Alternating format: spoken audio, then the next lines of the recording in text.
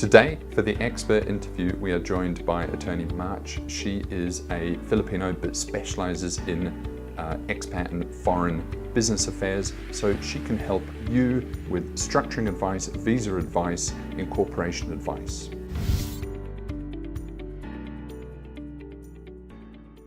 I've been a practicing lawyer for the past 8 years. I have a background in business, economics, and I have a master's degree in business administration. But I have been an entrepreneur for the past 4 years. That's where I established FilePino. FilePino is actually a combination of two words, file, meaning filing, and Pino or Pinoy or Filipino, referring to the Philippines. So we want to be the go-to platform by foreigners and expats and even locals to be used whenever they want to set up their businesses in the Philippines. It's meshing of essentially four minds: myself, my sister, who's also a lawyer, Attorney Mary Wendy Duran, an SEO guru, and the website development, that's Tiger Bitanga, and my husband, who is a doctor, and has been doing outsourcing in the field of medicine for the past 20 years. So if you can do it, why can't I, right?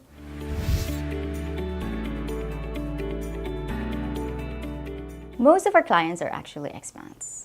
It's not really by choice, but that's, I guess, how our SEO works. You know, we tap into these foreigners wanting to do business in the Philippines. Our core competency are essentially two. These are business registrations in the Philippines and visa services. So we split the business into registration and doing auxiliary works for businesses and expats who are already doing businesses in the Philippines but want to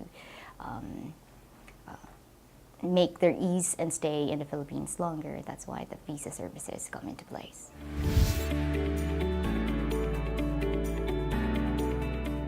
I'll give you two more important ones. Number one would be taxes, and number two, labor force.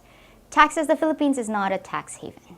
So a lot of people mistake the Philippines as a place where they can, lower their income tax. No, we're taxed very highly at 30%.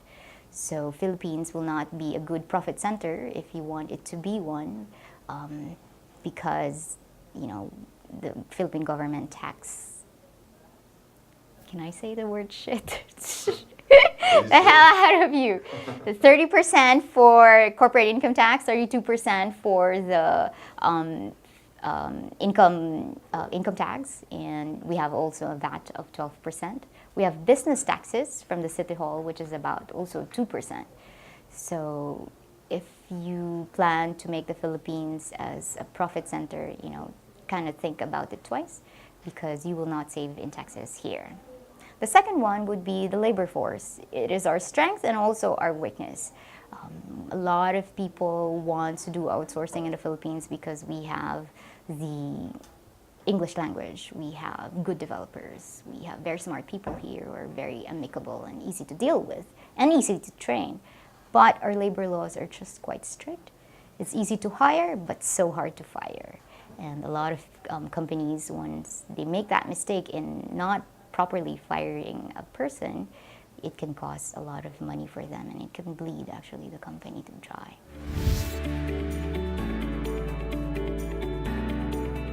It's very pro-workers to the detriment of the employers, yes. But if you have a good HR person that would help you navigate through these things, you can be very successful.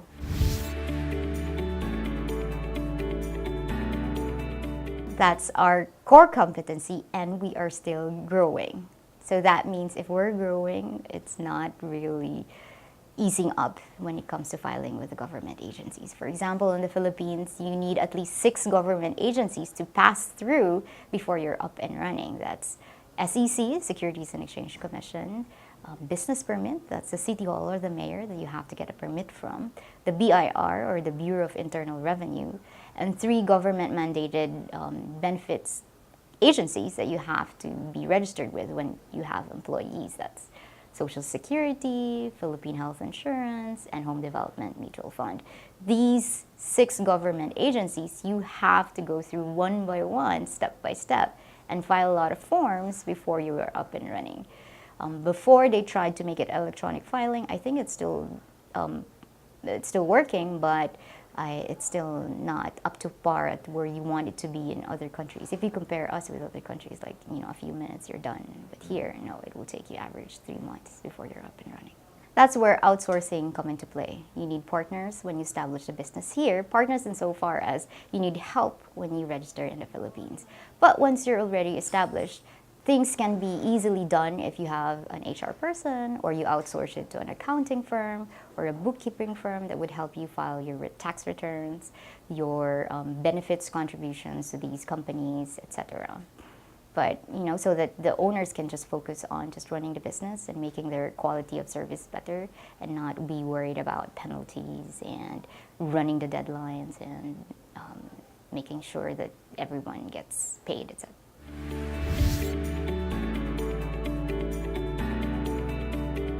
My experience with the companies that I have established, most that are successful are those that already came here and had some sort of desk staffing or leasing trial first before they established their business. Why? Because you are looking at a lot of overhead when you start your business here.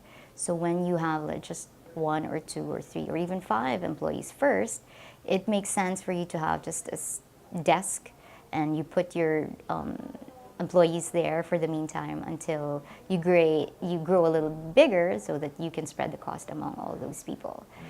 I've seen these companies with already established businesses outside of their country, with already up and running platform or operations, and then they just want to be outsourced. They just want to do it on their own and remove themselves from a regular outsourcing firm and establish their own team.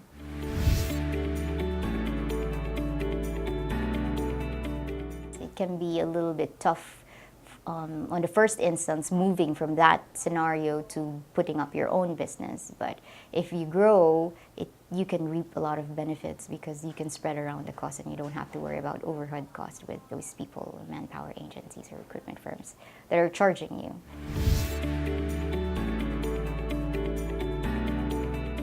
I think when they come here, they already know that most of them, they want to see how the infrastructure is. And value add with that is, for those specific pockets of cities, we have really good internet. We have 100% backup power.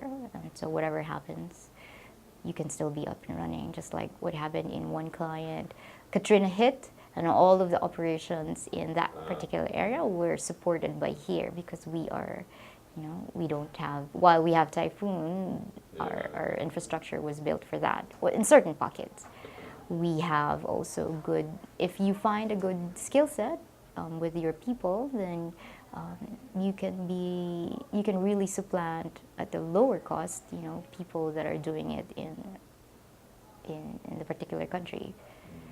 So value add, I suppose, would be the HR and the people. That's what we're really offering here in the Philippines. Right. Or manpower.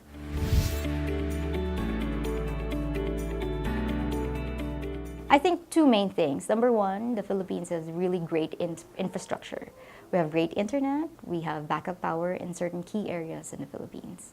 So if you are looking at places where you can see that your operations will not stop, then key areas in Makati, Taguig, Pasig, even Quezon City, we have really great infrastructure that would support your business. Number 2 would be the manpower. We have great young and energetic Filipinos who can easily be trained. They're quick thinkers. We have great universities here that produces English-speaking students and graduates, and the IT is also great. I believe we have great developers also in the country that could support easy technical questions and customer support that would have been usually used by companies in their own country. It's cheaper. Here, it would be cheaper.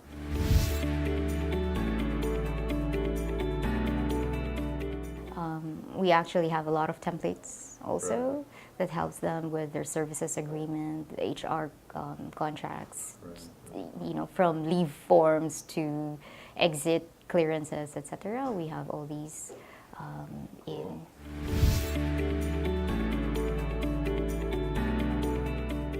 Two things, business registration, we have packages. We ask for those expats that come to the Philippines and sign a bunch of paperwork, so they only have to visit once. And then we use a platform online to upload everything that has been filed, paid, so at least they see pretty much what's happening in their business registration. After that, we also turn over all the documents to them and tell them these are the list of filings that you have to do on each different agencies. It's like repertory requirements that they have to follow through, so that they will not be left hanging right after registration, and they would be on their toes to follow, and to have something to follow and ask and where they will need help from. And another one would be the visa services. We help these expats who want to stay in the Philippines for a longer period of time to get employment visa or investor visa, etc., so that they can be, they can also work here and have ease of travel in and out of the Philippines.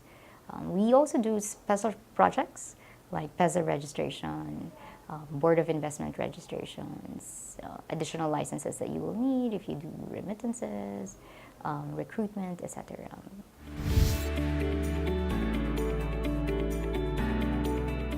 You don't want to run your business blindly. You have to know of these things up front. Some expat clients that I sign on that are finished with their business registration, but they have issues with their ongoing business registrations. They are asking me, why weren't these explained to me before I started the company? I would have structured it a different way. So these things you really want to do it initially, and you really have to explore the tax possibilities, the structures, if you want to be a foreign company just doing branch office here, or entirely new domestic corporation here, because there are also trust issues that you have to deal with. Do you need Filipino partners to do your business? Can you actually do it on your own? So there are ways to do it, and you just have to, the person doing the business here would just really have to be informed of what these are, so that you can, by instinct or by gut feel or by measured study, that person will be able to easily know what is the best path for that person to succeed.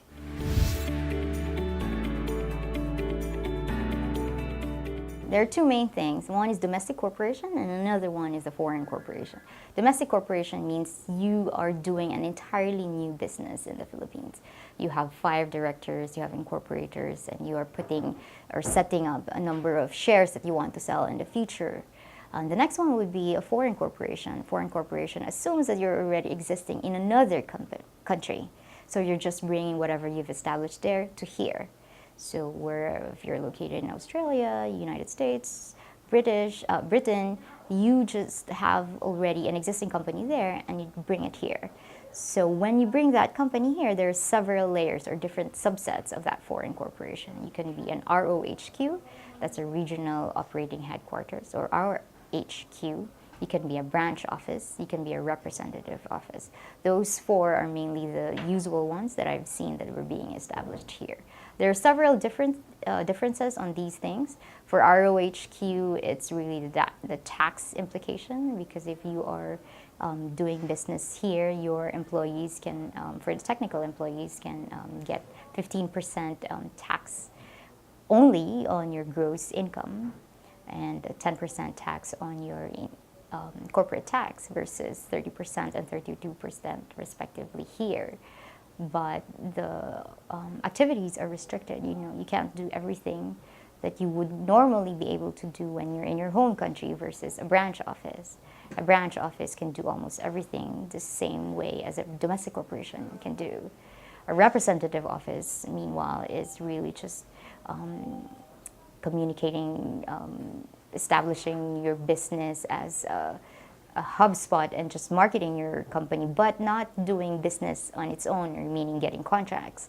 You can't have your own income from here, the income of the representative office must come from the mother company only.